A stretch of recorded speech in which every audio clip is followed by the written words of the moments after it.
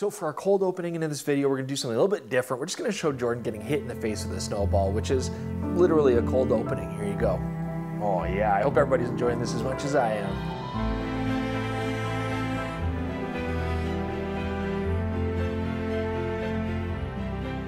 Welcome back, DPReview TV viewers. It's me, Chris Nichols, and I'm playing with a Panasonic GH6 today. And yes, Jordan Drake also has a Panasonic GH6. He's filming me on it right now, so feast your eyes on the beautiful video footage.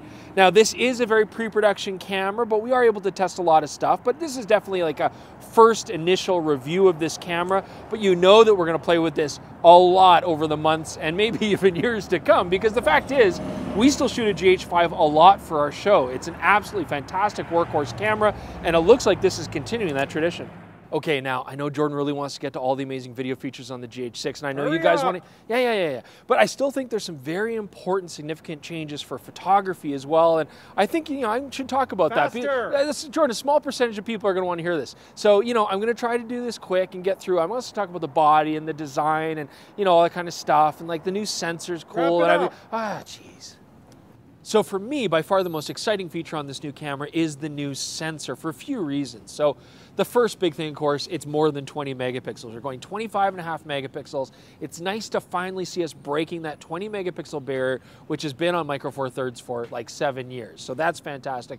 The other thing that's really interesting about this is it's actually not a stacked CMOS chip. However, the chip reads out very quickly. Rolling shutter is very well controlled, and Jordan's really going to touch on a lot of that more when we get into video, but it's fast enough to support high frame rate shooting, electronic burst modes, and it looks like it's a really quick sensor. Now, there's a lot of dual gain sensors on the market, and basically the sensor's gonna have 2 different native ISOs, and it's gonna use a lower ISO setting to give better dynamic range, but if you push into lower light situations, it'll go to a different native ISO that gives you better low light performance. Now, the Panasonic GH6 does something a little bit different. It's actually very exciting. So rather than have 2 separate native ISOs that chooses one or the other when shooting, it actually uses both simultaneously when shooting. Now, I'm gonna let Jordan explain how this works for video, but for photography, it's actually pretty seamless. You don't have to turn a feature on or off. It just always happens when you shoot ISO 800 or higher. So if you're shooting lower ISOs, the camera's basically gonna work like any other dual gain sensor. It's just gonna try to give you the best dynamic range possible. But when you go to 800 ISO or higher, now the camera's gonna kick in both ISO sensitivities at the same time. You're gonna get improved dynamic range. Now, the Panasonic GH6 does have some potential when it comes to fast shooting for sports and action and photography. First off, the mechanical shutter can shoot up to 14 frames per second. That's pretty impressive. And in electronic shutter mode, it can push 75, which is more than I would ever use. But that is only when you're shooting an autofocus single, locked off AF. If you're shooting autofocus continuous, which is far more useful, well, then my mechanical shutter maximum is only 8 frames per second, and electronic, it's only 7. That's a big difference. You compare that against something like the Olympus OM1 that we just reviewed. That camera can shoot up to 50 frames per second in electronic shutter mode and up to 10 frames per second, all with autofocus working full time. Now, the GH6 body, actually, when you first look at it, looks a lot like a Panasonic S1H. In fact, it's like a baby S1H, but even a baby S1H is still a gigantic camera. We're going to talk about that in just a bit, but it is a really nice design, actually very familiar to Panasonic users. I actually really like the grip. This fits my hand beautifully. Still the classic white balance ISO and exposure compensation button, but right below the button, we now have a dedicated microphone button. And yes, all of these buttons can be customized. So if you are doing photography and videography, it will remember the custom buttons separately for each mode. Now, Jordan really appreciates this. There's a front-facing pin here for the tripod mount, so it doesn't twist on those long video plates. But I also actually really like the fact that there's a tally lamp on the front, because as a presenter, that's actually very important. Sometimes Jordan hits the shutter button twice. We're not actually recording. No, that's never happened. So this actually feels very familiar and very comfortable. But of course, you are absolutely going to notice the fan here built in for video work, and the fact that it really pushes the LCD screen quite a ways off the back of the camera. Now, to be fair completely, I actually thought that was going to be a problem while shooting photography, but I'm still getting good relief away from the EVF. My face isn't really mashing into the screen, and when I'm holding the camera, none of that bulk is actually getting in the way, so I was impressed by that. However, I do have to say that this is definitely somewhat of a chunkier camera than you would normally get in Micro Four Thirds, and absolutely way heavier. And I think if you're not really interested in the video features, you might find that to be a real problem, carrying around all that extra weight in this camera.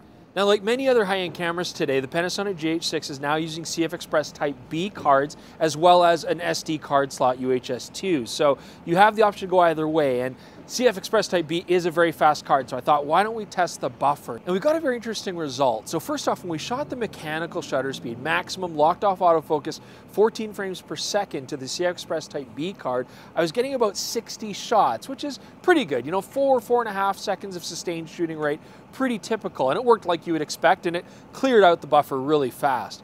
But then we tried to do their highest speed electronic shutter mode, 75 frames per second. Now, in this mode, it shot very quickly for about 2.5 seconds, and we actually got 200 pictures. Now, this is interesting because this is all raw shooting, and it implies that it can actually buffer more shots in the electronic shutter mode. But what is also interesting is after you do that burst, it actually takes quite a long time before it's done writing. So I feel like when it's doing the electronic high-speed burst, it's buffering some different way and then slowly transferring it to card, whereas when you're shooting mechanically, it's doing it in a more conventional sense. All right, let's talk about displays next. Now, first off, the EVF. I mean, it's a 3.69 million dot display. It does go to 120 frames per second, so that's nice to have, but really the standout feature is the back panel. So this actually takes a lot of design cues from the S1H. It's 1.8 million dots, which you don't see very often. It does fully articulate out to the side like we've seen on other cameras, but you also have the new pull-out feature like this that you find on the S1H. Now, this is good for a few reasons. First off, if I've got my ports open, I've got cables in there, this isn't going to interfere with them. You can get that clearance. But the other thing is it dispenses with the locking switch that the S1H had.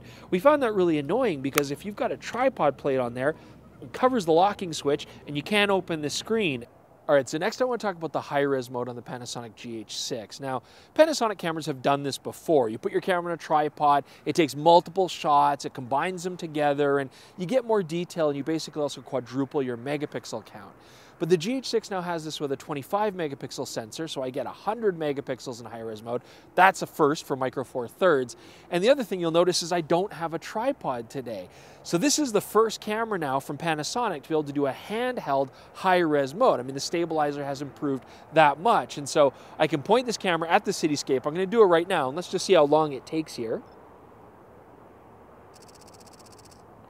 Shot's pretty quick. Here we go. It's creating. It's still creating, still going.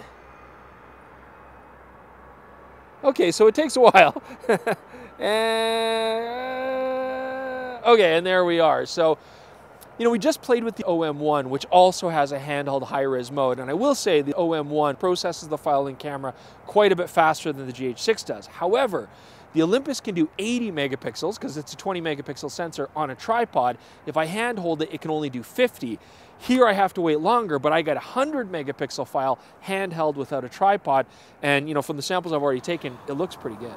Now, it could be that the Panasonic GH6 takes longer to process its images because it can account for moving objects, something that the OM1 doesn't do. Now, if you don't need 100 megapixels in high-res mode, you can drop that down to 50 megapixels, you know, save more space on your card and computer, for example. But Panasonic likes this feature so much, they've actually put it on the drive dial. We've got a dedicated option for it now, which is convenient. However, we're missing something else. I no longer see 6K photo modes. We dug into it a little bit, and it looks like they've actually removed it from the GH6. Now, that means you don't get that awesome pre-buffering of photos in 6K photo mode, which I found really nice for wildlife, trying to capture that decisive moment, push the shutter, and it pre-buffers the shots it was recording before, and that way, even if your timing's off, you still get the shot. Also, I don't see focus stack. And yeah, you can do that in post, but it was convenient to have an option like that in camera. So it's interesting to see that stuff gone. Maybe they're going to have a photocentric version. We'll have to wait and see. So we thought we would just do our infamous Jordan Drake zigzagging towards the camera autofocusing test. I made sure that I used the Panasonic 25-50 1.7 beautiful lens with a very fast focusing motor, shooting wide open and using eye detect, you know, continuous focusing. So here's what we're finding. Again, remember, this is a pre-production camera, but from what I'm seeing with a few tests here, the autofocus still feels very much like a Panasonic camera, which means sometimes it's focusing just a little bit behind the eye as Jordan's running towards me. It wasn't always quite on. So this is supposed to be a better DFD autofocusing system that we've seen in the past. Again, this is pre-production, so I'm going to test this further, but overall, Feels very familiar. I wouldn't say it's the best autofocusing out there. Anyways, I've talked a lot, so why don't we now go to Jordan and really find out about the video capabilities of the Panasonic GH6. Okay, it's Jordan Drake here to talk about the video functionality of the GH6. There is a lot to go through, so get yourself comfortable, pour yourself a drink. We got a lot to talk about. Now, for starters, the GH6 is filming me right now, and I'm rolling the dice using continuous autofocus, so keep an eye on it. Make sure that you're not seeing any of that wobbling effect that the Panasonics are kind of notorious for. First thing we want to talk about, the GH5, the GH5 II did offer 10-bit recording, and that's largely what they're famous for, but it was restricted to some modes and frame rates, where now if you look at pretty much any recording combination, there's going to be a 10-bit option available. Now, a lot of those are 10-bit 422 and an H.264 wrapper with really big file sizes, and we've also got some H.265 10-bit 420, so not quite as much information there for the color, but still very usable if you wanted to use the Vlog profile. And that's the other really exciting thing. We now have full Vlog, not the Vlog L profile that was designed for the ancient Panasonic GH4. So we're getting substantial dynamic range boost on this. We also have the DR boost mode that pushes that even further. I'm going to talk about that in a little bit. But let's talk about resolution and record modes on this. Headline feature, we can do 5.7K recording up to 60 frames per second. And that was time restricted on the GH5, but now we can just record that. Unlimited record time thanks to the fan that they've built into this body. I was also really impressed to find that the GH6 5.7K recording was actually more detailed than the 5.9K recording from the S1H, probably because the S1H has a fairly strong anti-aliasing filter.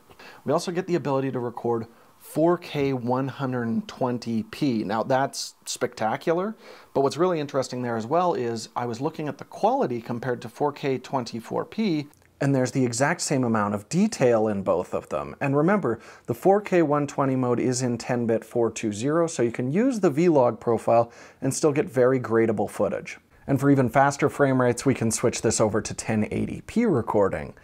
And there, if you want to record in 10-bit 422 with the HFR mode, which still records audio and allows autofocus, we can shoot up to 240 frames per second. But if you want to switch over to a VFR mode, this does drop you down to 10-bit 420. You'll lose audio recording and autofocus, but now we can capture up to 300 frames per second, and the quality is still quite nice in this mode. Now, doesn't this look nice? I've been really getting into shooting anamorphically lately, and anamorphic support is improved with the GH6. We've got the ability to shoot 5.8K anamorphic, just like I am right now. And remember, that's using the full height of the sensor. It's not just cropping a 16:9 region. And if we want a little bit higher frame rate, we can actually go to a 4.4K anamorphic, and that'll let us get up to 60 frames per second. I also really like that both the anamorphic D-squeeze and the image stabilizer support a few different squeeze ratios now. So say if I'm using the Vazen lenses like I am now, I can dial in a 1.8 squeeze and actually get a proper D-squeeze, and the stabilizer will work properly as well if I decide to hand hold this. Now, there's a trend we're starting to see in mirrorless cameras, starting with the Nikon Z9, that I really love, and that's that we're getting internal ProRes recording. Now, ProRes files are absolutely huge. You'll need a CF Express card to record them with this camera. But the beauty of them, they're industry standard. Every editing program will support them, and they are incredibly easy on your editing machine. Now, currently that is stuck at 5.7K recording only, but in a future firmware update, we're looking forward to seeing that in 4K and even 1080 modes, which will make this even more usable. This is a really nice thing to see. As far as which cards you'll need to use for which record modes, anything going up to 600 megabits per second, which is a very high data rate, can be recorded to the SD cards, though you'll need really fast SD cards to achieve those highest rates. And then anything above that needs to go to the CF Express Type B card slot. If we're doing, say, 5.7K ProRes or something like that, we're not going to be able to back it up to the SD card, but I'd rather have the options for those incredibly high data rate modes than have them leave it off the camera or require external recording, so I understand why Panasonic made this compromise. Now, if you want to figure out which record modes can go to which cards, you definitely want to swing by DPReview.com, where they've got a full, unbelievably long list of all of the GH6 record modes. Check that out. So those record modes are going to generate most of the excitement about this camera, but I'm actually really excited as well about just a bunch of small conveniences that they've added to the GH6. A lot of them were from the S1H, but some of these are brand new on the GH6. For starters, we can now adjust the size of the waveform. Now with the GH5, it would take up a huge chunk of your displays, and then you just toggle it off when you're rolling. Now you can change the size of it, have it nice and big when you're setting exposure, and then shrink it down when you're actually rolling. Works really well.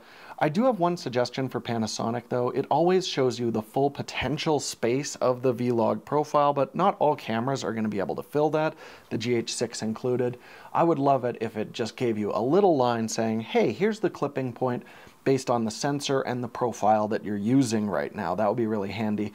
Right now I have to overexpose the image till I see it clip and then scale it back down. It's just a little bit clunky. The other thing they've added is the ability to use custom LUTs when you're recording a log profile on this. Now this is an ability that other Panasonic cameras have had before, but this is the first time you can use a standard .cube file format for your LUTs, drop them on the camera, and you'll be able to look at a graded view while you're recording log footage. It just makes this feature a lot more usable. I think more people will take advantage of it. And something else that I did not expect at all that Panasonic really surprised me with is we now have the ability to punch in and confirm focus while we're recording. Audio recording is incredibly important, and it's an area where Panasonic has historically done really well, but there's a couple welcome surprises with the GH6. First of all, we can now record 4-channel audio with this. Now, I was expecting a brand new XLR adapter, but you can actually use the existing, very small, actually quite inexpensive XLR1 adapter, plug it in there, that'll get you 2 XLR inputs, but then you can also simultaneously use the Minifone 3.5mm jack on the camera, which will get you a stereo input for 2 additional channels. The only limitation to this is if you run 2 separate mono microphones into that 3.5mm jack on the body, you can't separate the audio levels with the 2 of them in camera. This seems like something that could be done in firmware, and hopefully we see that. The other really nice upgrade is a dedicated audio screen. It actually has a button on the camera dedicated to bringing this up, and that's going to let you see your levels nice and big on screen and quick access to all of your different audio controls. Chris already talked a little bit about how the DR boost function works, but what is it actually going to do for you when you're recording video in the V-Log profile? Well, it's really interesting. So if we compare 2000 ISO without DR boost to 2000 ISO with DR boost, we can see they're very similar, but we're getting just over a stop of extra highlight information with that DR boost mode enabled. And this is giving us substantially more dynamic range than we had before on the GH5 and the GH5 II, cameras that use that older V-Log L profile. And we're actually getting fairly close to what the S1H's full frame sensor can record in terms of dynamic range. Not quite there, but for a micro four thirds sensor that is dramatically smaller, this is incredibly impressive. Okay, but I'm feeling a little bit cooped up right now, so I think it's time to go outside and start talking about the image stabilization and autofocus of this camera.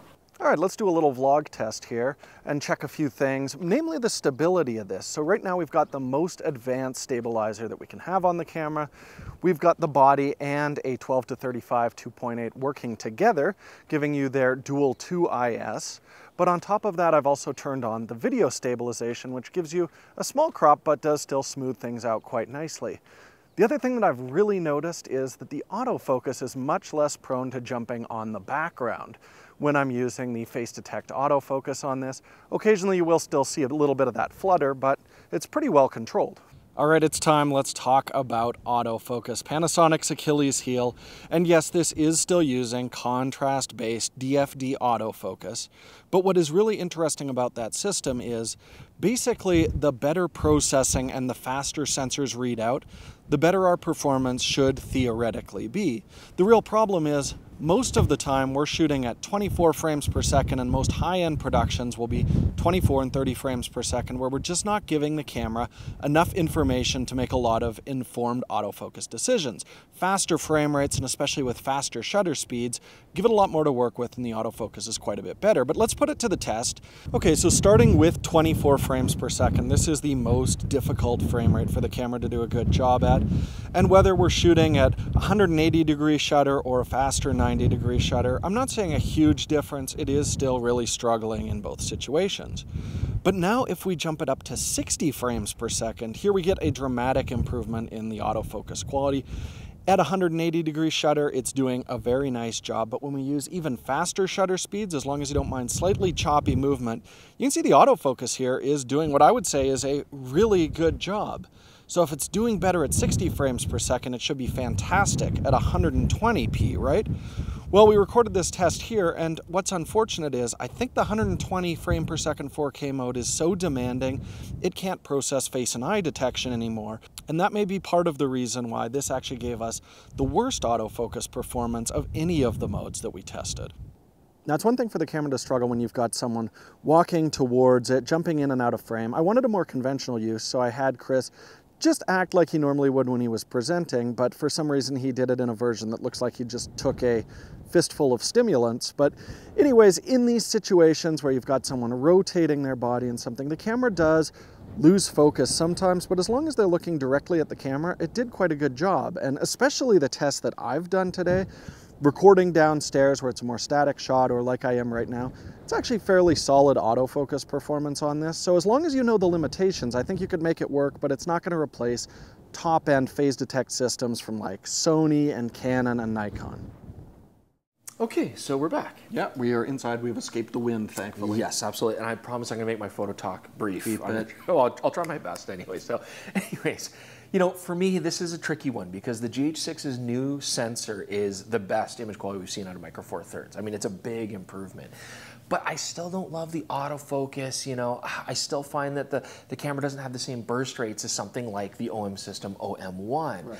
And so I think if I'm shooting general photography, action, sports, I still want the OM1. I think it's a better package. But if I was shooting landscape, portrait, still life, I really do like the better image quality of the GH6. So I think that's going to be a determining factor. If you're interested in video, though, I don't think there's any question. This is the best Micro Four Thirds camera, and it gives a lot of validity to Micro Four Thirds in the first place. If you are interested in shooting video, I mean, this is sharper video than the GH5, which I really like the video from. It's better low light than the GH5. I would say the image quality on this is really comparable to a lot of APS-C cameras, which is really mind-blowing. And in the majority of situations, if I had to choose between my beloved S1H that's like twice the price or the GH6, I think I'd take the GH6 a lot of the time for the faster readouts, slow motion capabilities, and just having a smaller, lighter body. It makes a lot of sense. So we have this camera that already I'm really impressed with, but in classic Panasonic tradition, it's going to get even better alongside the announcement of the camera. They're saying that there is a firmware update on the way that's going to get us